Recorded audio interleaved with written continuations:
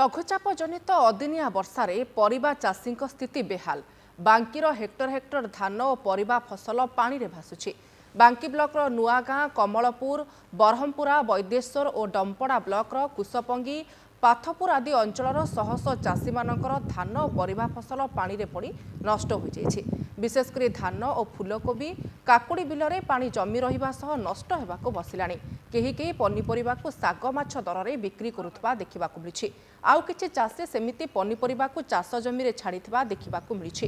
एभली स्थिति रे सरकारी सहायता जोगाई देबाकु दाबी करिसेंति चाषी कुल।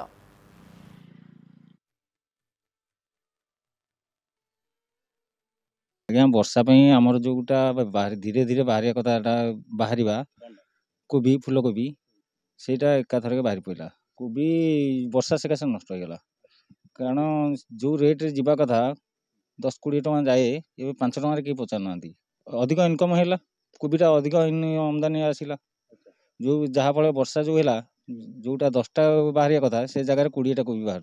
बेपारी आसुना पागे बेपारी आसुना आम कोबी एवं नहीं जाऊँ खोर्धा खोर्धारे भी वर्षा सकाशे कहीं नौना